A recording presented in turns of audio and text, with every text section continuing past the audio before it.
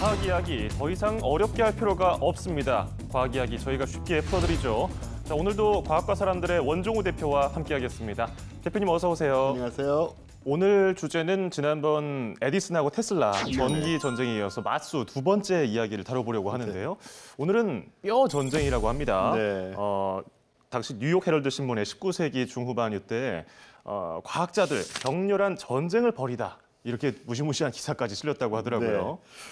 이때 그 평생에 걸쳐 서로를 미워하고 죽도록 싸우던 두 명의 고생물학자가 있었어요. 네. 오스니얼 마시라는 사람하고 에드워드 코프라는 학자인데요. 이 두 사람의 싸움을 보고 어떤 사람들은 미국 고생물학계의 엄청난 진보라고 칭송한 반면 다른 사람들은 과학적 발견이 아니라 추잡한 금맥 찾기에 불과하다라고 얘기까지 했었습니다. 굉장히 상반된 평가를 받고 있는데, 자 그렇다면 지금부터 과학계의 영원한 맞수, 마시와 코프 두 사람이 벌인 전쟁에 대해서 살펴보도록 하겠습니다.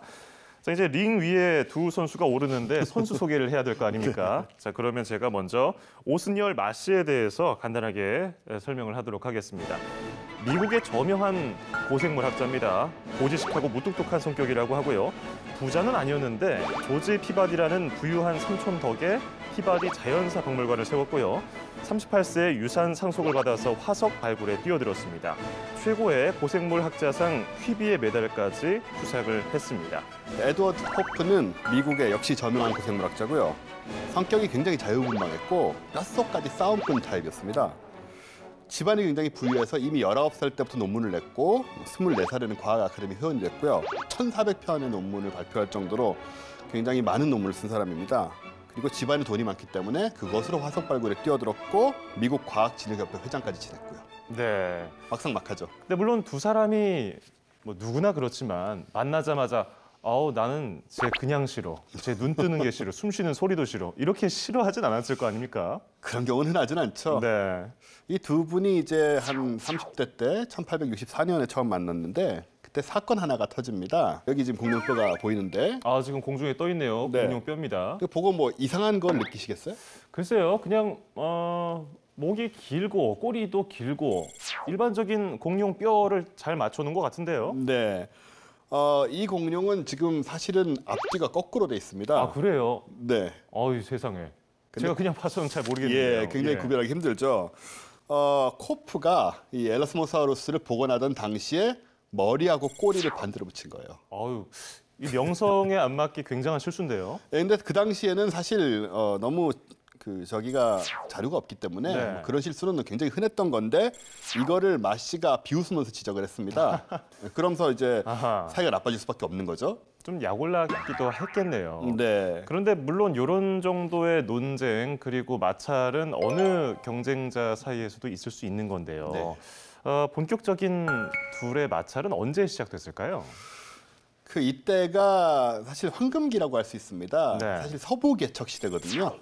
과학하면 굉장히 최근 같지만 이때 서부 보안관들 싸우던 그런 시대인데 그래서 서부에서 서부 사막에서 화석이 굉장히 많이 나오던 때입니다.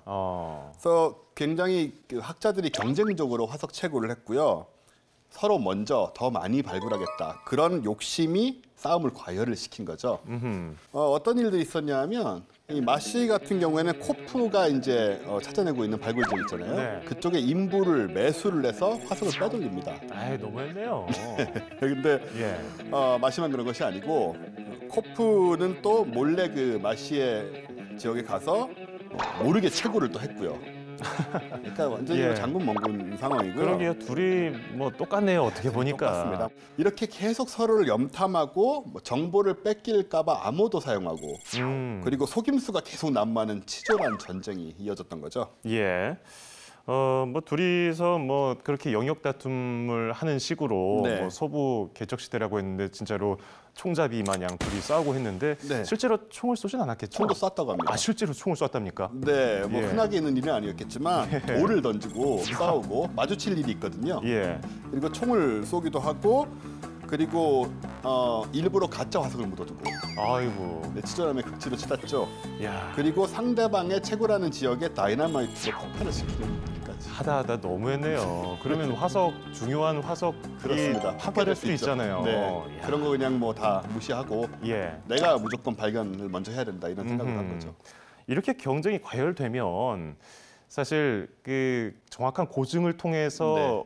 완벽한 것을 복원해야 되는데 거기서 오류가 생기거나 그럴 것 같기도 하거든요. 굉장히 많이 생겼습니다. 예. 사실 이 화석 관련된 부분은 오류의 역사라고 해도 과언이 아니지만 그 정도로. 네, 이 두 분 같은 경우에는 서둘러서 했기 때문에 조금이라도 먼저 발표를 하려고 네. 그래서 이때를 이제 이 두 사람의 경쟁을 분류 확산의 융단 폭격이라고 부를 정도로 네. 물론 좋은 결과도 많이 나왔지만 잘못된 결과도 많이 나왔죠. 그렇군요. 근데 뭐 싸울 만큼 싸웠으니까 네. 이제 그럼 둘 중에서 결국 누가 이겼을까? 말년을 보면 알 수 있을 것 같은데. 네, 두 분 다 패배했다고 보는 게 맞는데요. 서로 졌다. 네, 둘 다 어허. 졌다. 왜냐하면은 평생을 걸쳐 싸우다 보니까 네. 그리고 화석을 너무 지나치게 집착적으로 모으다 보니까 재산을 두 사람 다 잃고 모두 잃고 네. 알거지가 됩니다. 아이고. 네, 그래서 돌아가실 때는 마씨 같은 경우에는 지질 조사국에서 이제 여러 가지 고소 건으로 인해서 쫓겨나게 되고요. 네. 또 스미소니안 박물관 아직도 유명합니다만은 예. 거기에서 마씨의 화석을 정부 기금으로 한 연구라고 80톤을 압수해버립니다. 아하. 그렇군요. 코프도 비슷하게 몰락을 했고 네. 그리고 말년에는 이제 생계 유지를 위해서 20년간 모은 화석들을 다 내다 파는데 이게 잘 안 팔려서요. 헐값에 팔고 굉장히 가난하게 생을 마치게 됩니다. 그럼 뭐 둘은 현실적으로 봤을 때 말년이 안 좋았고 네. 평가도 엇갈리고 있는데 그 외에 다른 쪽에서 이득을 본 사람은 없을까요?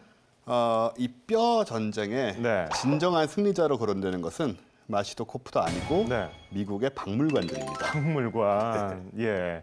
일단 당시에 이제 미국에는 9종만 알려져 있었어요, 공룡이. 아, 그거밖에 없었습니까? 예, 그거밖에 안 알려져 있었는데 이 두 사람을 통해서 코프가 56종 그리고 마시가 80종을 발견합니다. 엄청나게 발견했군요. 정말 엄청나게 발견한 거죠. 예. 그래서 이제 그 업적을 무시할 수 없고요. 그 다음에 우리가 알고 있는 공룡의 상당히 많은 부분이 이분들에 의해서 발견이 됐습니다. 알로사우루스, 예. 뭐 스테고사우루스, 아하. 트리케라톱스 이런 유명한 공룡들이 다 이분들에 의해서 발견된 거고요.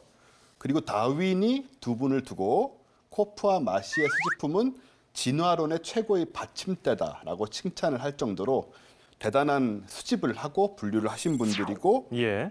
두 분의 이론이 아직도 통용이 되고 있어요. 정리를 해보니까 결국 박물관들만 좋아할 일을 해놓고 그 세상을 떠나신 거 아닌가. 자기 재산은 다 잃어버리고 네. 그렇습니다. 그렇군요. 자, 오늘 마씨와 코프의 이야기를 해봤는데요. 뭐 고생물학계에서는 엄청난 자료 수집을 한 점, 그것은 뭐 학계에서도 인정을 받고 있는 부분이고, 다만 뭐 제대로 된 고증이 실패해서 혼란을 준 점도 좀 엇갈리는 평가를 받고 있다는 점, 재밌는 에피소드 들어봤습니다. 자, 원종호 대표와 함께하는 글자과학, 다음 시간에는 더욱 재밌는 주제로 찾아오겠습니다. 오늘 고맙습니다.